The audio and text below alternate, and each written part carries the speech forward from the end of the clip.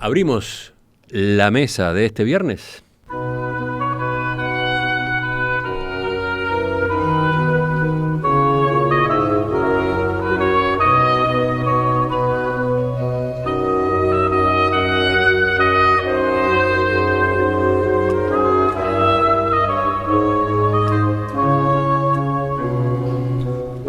¿Qué significa el Viernes Santo en el Uruguay de hoy, 2017? ¿Cómo se vive? ¿Cómo vivimos esta fecha en la que originalmente se conmemora la muerte de Jesús en la cruz? De eso es que vamos a conversar en los próximos minutos en esta mesa, una mesa de Viernes Santo, en la que contamos con dos de nuestros tertulianos habituales. Ana Ribeiro, ya le escucharon, buen día. Buen día. Y Juan Grompone, ¿cómo te va? Buen día. Y dos invitados. Un saludo por un lado a Ademar Olivera, pastor de la Iglesia Metodista. Bienvenido, un gusto contar con usted. Buenos días, muchas gracias por la invitación. Y con Daniel Kerber, sacerdote, vicario pastoral de la Arquidiócesis de Montevideo. Buen día, Daniel. Buen día, Emiliano, muchas gracias por la invitación. Vamos a tener en esta conversación sensibilidades distintas, como habrá quedado claro, ¿no? Un católico, un protestante, una agnóstica, ¿sí podemos definirte? Sí, agnóstica. Y un ateo. Sí, en representación de los judíos en este caso. ¿Cómo es eso? Bueno, ya se verá cuando hablemos. Bueno. Juan tenía que colocar la llamita ahí, la curiosidad quedó abierta, ¿no? ¿Quién empieza? Empecemos por el lado de los cristianos. Daniel, en el caso tuyo, ¿cómo ves el Viernes Santo? ¿Cómo lo vivís? Pero sobre todo, ¿cómo lo observás en tu entorno, en la sociedad? Digo, el Viernes Santo no lo podemos comprender fuera de un contexto inmediato, que es lo que nosotros llamamos desde el punto de vista cristiano el Triduo Santo, que comienza en la noche de ayer con la celebración de la Cena del Señor, hoy la muerte del Señor, mañana el sepulcro y de noche la vigilia pascual. Entonces forma parte de este bloque que es uno de los centros de nuestra fe. Es decir, para nosotros la consecuencia fundamental de la entrega de Jesús es la salvación, porque es acogida esa entrega y Jesús resucita. Hoy estamos celebrando la muerte de Jesús porque Jesús resucitó. Si no, no tendría ningún sentido celebrar esta muerte. Llama la atención el término celebrar, ¿no? Sí, porque lo que pasa es que cuando celebramos el Viernes Santo no estamos celebrando el dolor.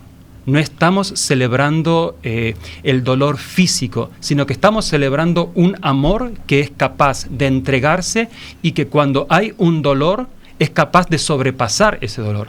Ayer en la celebración que comenzábamos, dice el Evangelio que leíamos, antes de la fiesta de Pascua, sabiendo Jesús que había llegado la hora de pasar de este mundo al Padre, Él que había amado a los suyos que estaban en el mundo, los amó hasta el extremo. Entonces, ese amor extremo es lo que estamos celebrando hoy. Y después Jesús iba a decir, nadie tiene amor más grande que el que da la vida por sus amigos. Entonces, hoy celebramos un amor que es capaz de entregarse hasta dar la vida. Y por eso hablo de celebración. Ademar.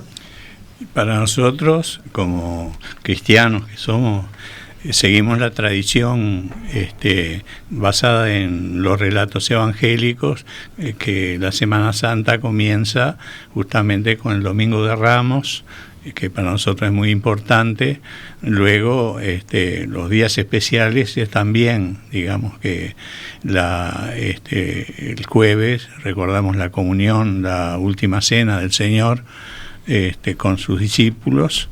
Y nosotros también de alguna manera repetimos, digamos, ese gesto, ese hecho tan importante, celebrando la Santa Cena o la Eucaristía, como se dicen los católicos.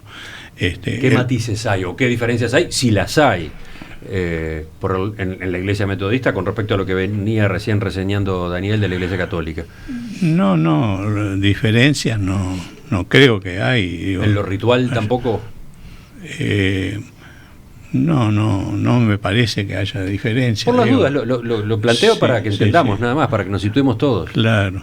Y después el Viernes Santo también recordamos todos los hechos, digamos, de este día tan especial, donde Jesús, después de llegar a Jerusalén, es enjuiciado y finalmente muere en la cruz. Para nosotros también es un día de reflexión, de meditación, tratando de encontrar el significado de la muerte de Jesús y a su vez qué significado o qué sentido tiene para los cristianos en el día de hoy. Bueno, y justamente si vamos a ese punto, si lo traemos al día de hoy, sí. Bueno, ¿qué constatan ustedes? Repetimos que es el sentido de la muerte de Jesús tiene que ver con el sentido de la muerte para nosotros, de una vida vivida con sentido. Es un juego de palabras acá, pero entendemos que la muerte tiene sentido para los cristianos en la medida en que se ha vivido una vida con sentido, ¿no?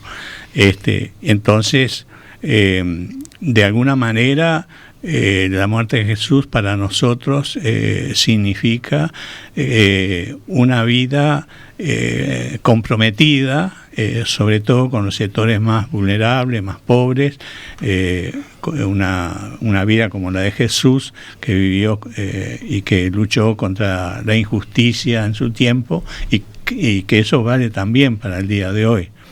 Y de este viernes, luego, en realidad es parte, digamos, de todo el significado de la Semana Santa.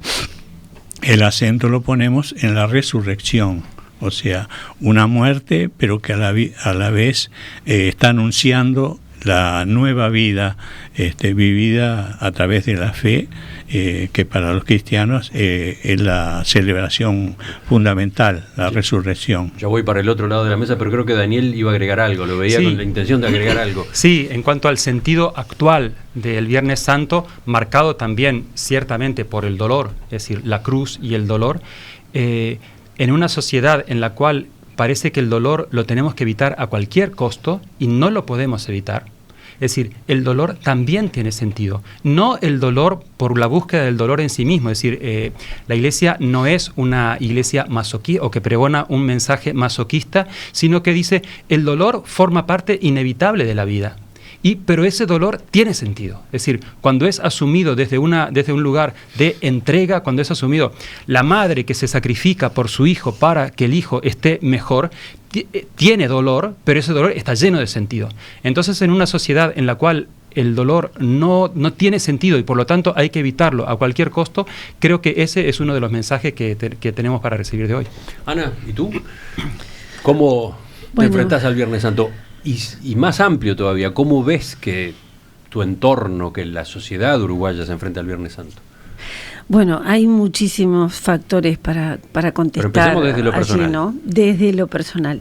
Yo provengo de un hogar en el cual mi padre no visitaba ni pisaba una iglesia jamás, pero tenía una especie de temor lindante con la superstición, con que el Viernes Santo no se escuchara música en mi casa y no se comiera carne, porque eso era ofender una condición sagrada. Mi madre había visitado mucho la iglesia y había buscado mucho a Dios, y fue educada por las hermanas vicentinas del Colegio de Pocitos, en donde estuvo pupila casi toda su infancia, así que era muy creyente. Luego tuvo una ruptura personal con la iglesia, no con la religión, pero era una mujer de Biblia sobre la mesa ante el menor problema, que además nos la hacía leer y la conocíamos muy, muy bien. A los 16 años yo tuve mi primer cuestionamiento de fe. A los 16, cuando todos iban a bailar y demás, yo le preguntaba a todo el mundo: ¿tú crees en Dios? Explícame por qué. Porque sí, porque no. Y después de una larga elaboración, larga y compleja, no fácil, llegué a la posición del agnosticismo como un acto de respeto hacia las complejidades que no puedo manejar. Yo no me consta que Dios exista, pero no niego que exista porque quizás es imposibilidad mía de verlo. Y entonces, en una jornada como la de hoy... una jornada como la de hoy, para mí lo que hay es multiplicidad de cosas. En esta sociedad uno es lo que es en términos históricos y yo soy mi profesión. Entonces no puedo dejar de observar evoluciones, no puedo dejar de observar, yo qué sé, uno se convierte en una máquina de observar. Juan es una máquina matemática, yo soy una máquina de observar sociedad. No puedo dejar de observar esta sociedad donde hay una estatua Yemanjá en la Rambla, donde se discute si hay o no lugar para una imagen de la Virgen en la Rambla, en donde gran parte de la sociedad, en un número infinitamente superior a la devoción católica expresa, se casa por iglesia o bautiza a sus niños, pero en realidad eso no tiene que ver con... Entonces lo que veo es una sociedad en la que se superponen niveles de creencia, niveles de explicación. Algunos llegan a la explicación profunda del meollo del mundo y de la vida, el sentido de la creación, y algunos se lo cuestionan, y otros simplemente tienen unos amuletos que le condicionan las cosas, y todos en determinado momento de la vida, cuando aparecen esos dolores tan difíciles de admitir en una sociedad que tiende a negarlos o a cubrirlo todo por el papel de Daniel, todo tiende a envolverse en papel de regalo en esta sociedad y tornarse muy light y todos los disgustos taparlo con una jornada de shopping. En esa sociedad, sin embargo, el dolor te llega, la muerte te llega, la finitud te llega. Y ahí he visto muchísimas conversiones tardías y una reconsideración de la fe, como he visto lo otro, ¿no? Gente con fe que cuando le llega el dolor punzante pregunta lo del holocausto, ¿dónde estaba Dios? Y tiene su otro proceso. En lo personal, y para terminar, si yo estuviera en Sevilla hoy, yo he vivido mucho tiempo en Sevilla. El año pasado, en Viernes Santo, estaba te llamábamos a Sevilla. Exacto. Y yo hoy saldría a ver la procesión del Cachorro, el Cristo del Cachorro, que es una preciosa talla del siglo XVI, a la que nunca dejé de ir a ver, y de ir a ver ese espectáculo conmovedor de la fe colectiva, lindante con la superstición más barroca que te imagines, que es una forma de cultivar la fe en Sevilla, muy especial. Estoy en Montevideo y no haré nada salvo no comer carne porque no como nunca. Y venir aquí a hablar de Dios, que es un tema que me sigue pareciendo fundamental, importante, y sigo pensando que la civilización occidental, hoy desafiada en sus bases culturales precisamente por ataques religiosos, hoy esa sociedad se niega a una discusión profunda y madura sobre Dios, que en algún momento la tuvo, en momentos de crisis, pero hoy Occidente no la tiene. Hoy el Occidente cristiano amenazado no tiene esa discusión, debería tenerla. A mí me sigue preocupando. Está pendiente Juan, pero antes quiero saber si de este lado Daniel o Ademar tiene algo para comentar de lo que decía Ana. No, creo que lo que decía Ana, sobre todo sobre esa experiencia de dolor, que hoy como Viernes Santo por la temática propia de la cruz sale explícitamente, y esa ambigüedad del dolor, que las personas ante el dolor se cuestionan, y hay muchos cuestionamientos que dan lugar a una fe, y hay muchos cuestionamientos que dan lugar a decir, bueno, ¿dónde está Dios en eso, ¿no? Sí, digo, de mi parte simplemente diría que la religión es algo, digamos, ambiguo, que es un fenómeno que puede hacer bien o hacer mal. O sea, depende un poco hablo de las religiones en general, que lo bueno es que se cultivan valores, principios, etcétera, y le ofrece un sentido a la vida, cualquier religión. Pero también el riesgo está en cuando se llega al fanatismo, ¿no? Sobre todo los grupos fundamentalistas, que bueno, ya justifican maldades y hechos muy malos, muy perversos, con la propia religión, ¿no? Creo que cuando se llega a ese extremo, cualquier religión ya no es tan buena como se dice, todas las religiones son buenas. He escuchado eso, pues yo no creo que todas las religiones sean buenas. Yo preguntaba cómo se vive, qué es el Viernes Santo hoy en Uruguay, y los oyentes responden. Por ejemplo, Carolina marca una diferencia, dice, ¿cómo cambiaron las cosas? Una de ellas, en Semana Santa, en casa, antes no se prendía la radio. No, en mi casa tampoco. Obvio que durante la Cuaresma no me dejaban ir a los asaltos de carnaval. Pero la Cuaresma es después del carnaval. Bueno, acá carnaval es el carnaval más extendido del mundo. Sí, por eso.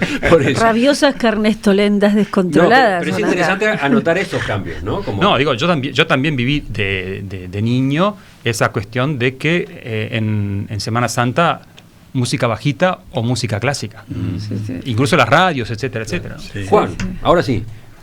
Bueno, yo quiero recordar que la Pascua es una fiesta judía.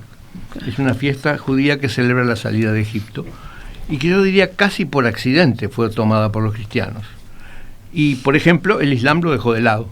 Es decir, de las tres religiones abrámicas, el tratamiento es muy distinto. Es decir, es una fiesta para los judíos, es una fiesta mezcla de dolor y de alegría para los cristianos debido a la resurrección, y es una fiesta ignorada para el Islam.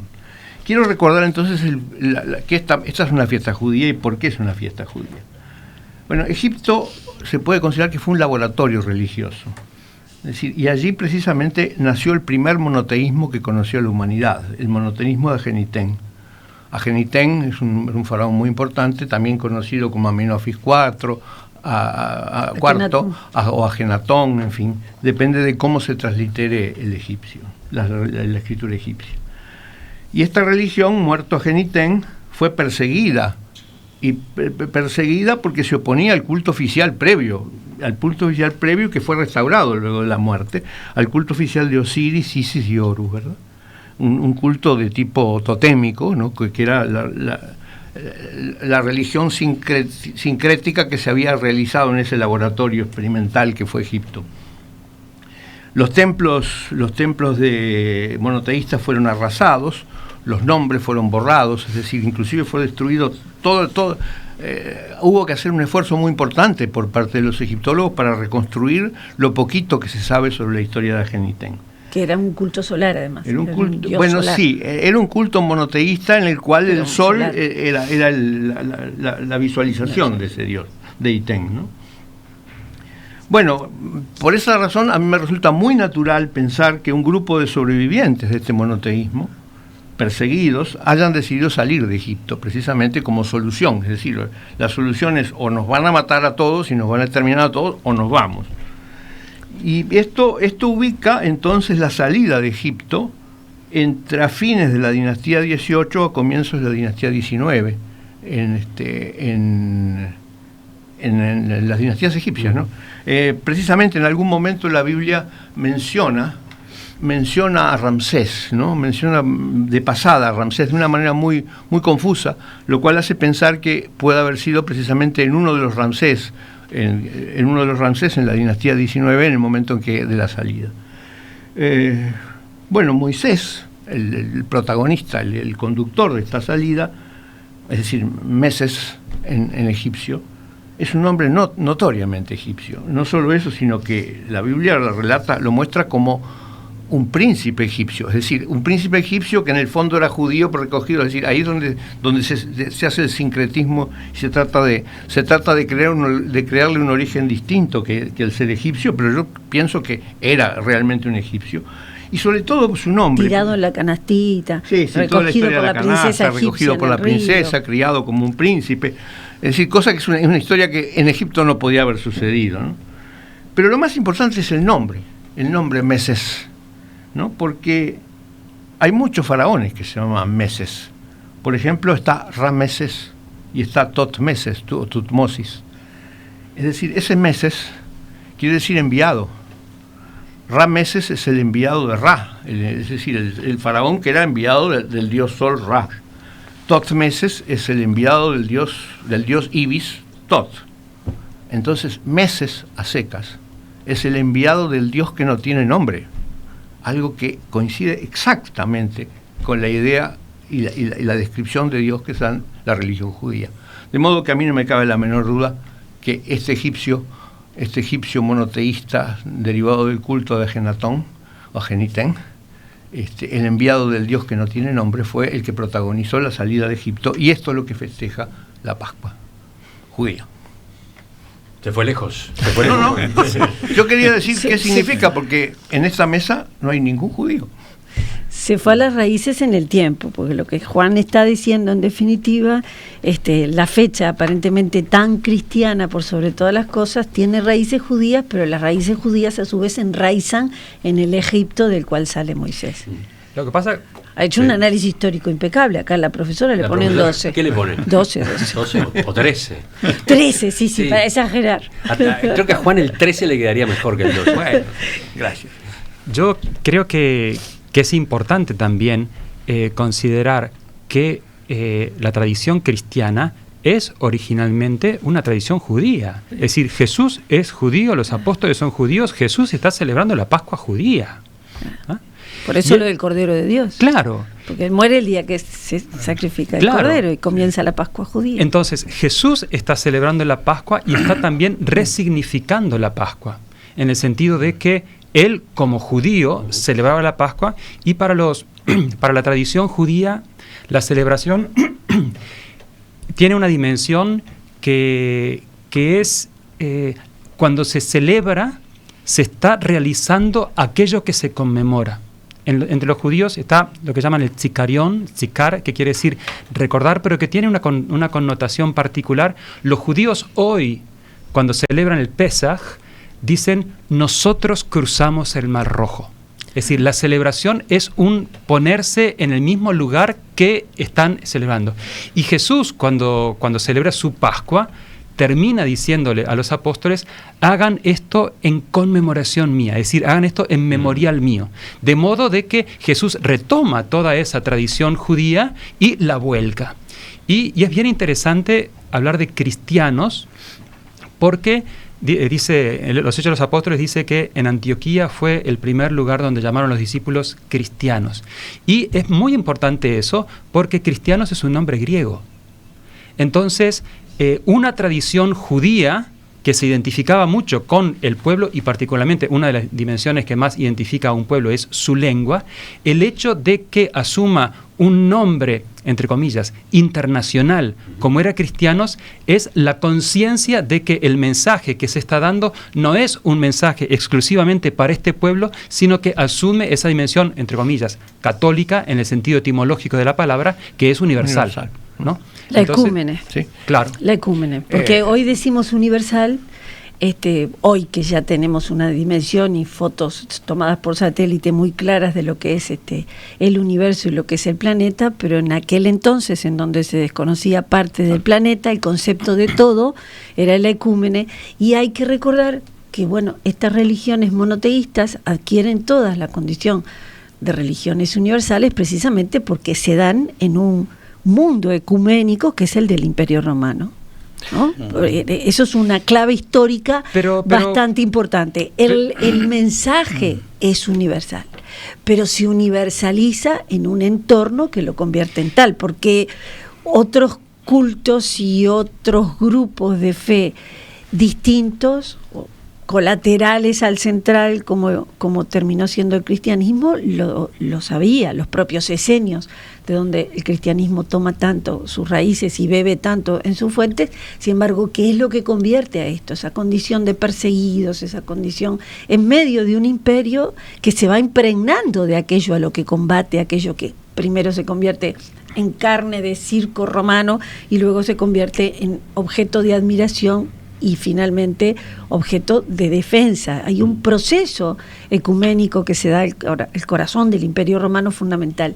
Y hay una conversión, Juan hablaba de las raíces egipcias, y hay una conversión que es conceptualmente maravillosa, que es cuando ese pequeño pueblo que cree ser elegido de un Dios que es un Dios minúsculo, aparentemente es un Dios tribal, en el momento en que dice, usaré a la gran Asiria para castigarte porque has descreído de mí o has adorado a otro. Ese es el paso a la universalización de ese Dios, hasta entonces a escala tribal. Pero ¿cómo? Si es tan poderoso de utilizar a Siria para castigarme, entonces este Dios es algo más que el Dios mío y de mi tribu. Eso se da en términos históricos también, y todos esos procesos hacen a lo que hoy culmina siendo una fiesta occidental del siglo XXI, pero que tiene raíces complejísimas y maravillosas de estudiar. Creo que va quedando claro. Tenemos que cerrar este bloque, pero creo que hay varias manos levantadas. Sí. Yo quería hacer una pequeña observación sobre el griego, ¿no?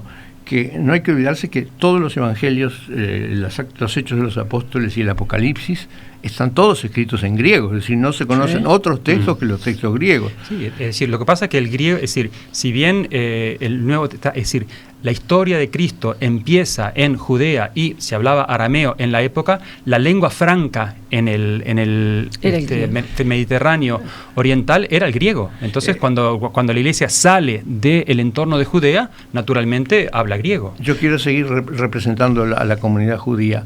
Es decir, ¿por qué? ¿Por qué pasó esto? Yo no creo que fuera la lengua franca. La lengua franca era el latín, en definitiva, que era del Imperio Romano. Es decir, el griego era la lengua de los judíos de la diáspora. Es decir, había ocurrido una primera diáspora, y precisamente la prédica de Pablo, es entre los judíos de la diáspora que están dispersos en distintas ciudades de la zona. Pero no la filosofía, la lengua, pero no la filosofía, no porque eso, cuando toman la filosofía Biblia sale, ¿qué cosa? El capítulo distinto de la Biblia, que es el Eclesiastés, donde el origen y la explicación del mundo no es lineal, que es lo que caracteriza la esperanza y es lo que se constituye en una especie de cimento o raíz profunda de lo que será la idea de progreso que recorre Occidente, sino la idea de la circularidad. Todo lo que fue será, tiempo de cosechar, y esa circularidad es griega. Claro. El Eclesiastés. Y yo quería que me fue interrumpido porque no dije la última cosa. Es decir, a tal punto existía esa diáspora judía que la Biblia es traducida. La Biblia de los 70, la llamada Biblia de los 70, que es la base de muchos de los estudios bíblicos actuales, es la versión griega de la Biblia judía, hecho por los judíos y bastante antes del período de Cristo, ¿verdad? Sí, quería señalar algunas cosas. Primero, que las tres religiones monoteístas tienen, digamos, muchas cosas en común, ¿verdad? De eso hablábamos más temprano en la entrevista con Roberto Blatt, justamente. Bueno. O sea, se adora al mismo Dios, con distintos nombres y distintas expresiones o particularidades, pero el origen, el sentido es el mismo. Tenemos una palabra que es también común, la Biblia, digo, tanto para los judíos como para los cristianos, y también, digo, los musulmanes, o sea, que también tiene referencia, digo, en el Antiguo Testamento a Benjamín, o sea, Abraham, y Moisés también, que se reconoce, o sea, esas son cosas en común. Después hay diferencias, ¿no? Por ejemplo, el hecho de que el concepto de resurrección, que en la Biblia aparece algo, pero para los cristianos, digo, tiene un significado mayor, y el hecho de que Jesús es considerado el Mesías, o sea, que los judíos no lo aceptan, o sea, todavía lo están esperando. Me parece que es bueno recordar que a pesar de que tenemos raíces comunes y muchas similitudes, sin embargo, hay algunas cosas que todavía hay diferencia. Ahora, eso no quiere decir que vamos a estar peleándonos. Creo que hay muchos elementos como para decir que podemos estar juntos, y dialogar y llegar, digamos, a una cantidad de cosas comunes como para trabajar y para digamos, tener una perspectiva similar con determinados valores y principios, ¿no?